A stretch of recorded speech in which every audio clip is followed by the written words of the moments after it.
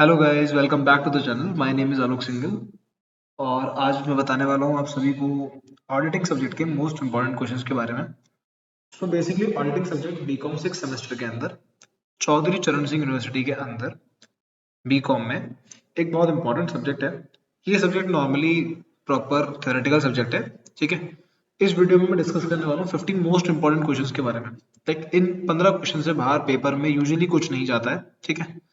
और ये है एक सिलेबस ओवरव्यू आपके लिए, जिसे आप देख सकते हो एक बार, ठीक है। लाइक आपके पेपर में ये इम्पोर्टेंट है, ठीक है। ये आपका पूरा का पूरा एक सिलेबस ओवरव्यू है जो आप देख सकते हो एक बार, ठीक है। और एक मिनट,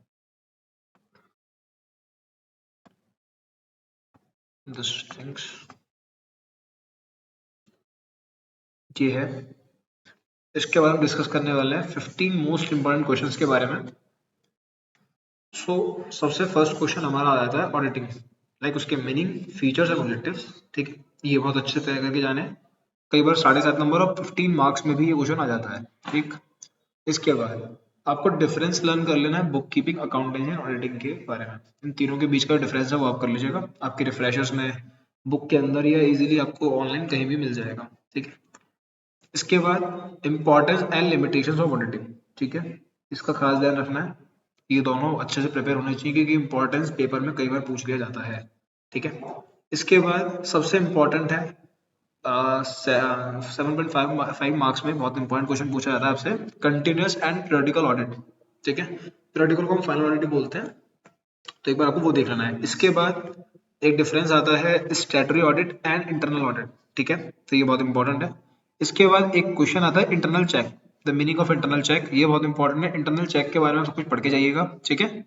ये पूरा एक चैप्टर है आपकी बुक के अंदर, इसे आप कंप्लीटली पढ़ के जाना है, ठीक है। इसके बाद ऑडिटिंग प्रोग्राम।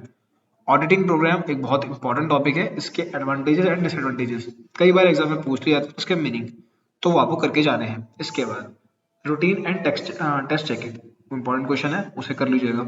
इसके बाद है कंपनी ऑडिट। कंपनी ऑडिट के अंदर step before starting the regular audit of a company.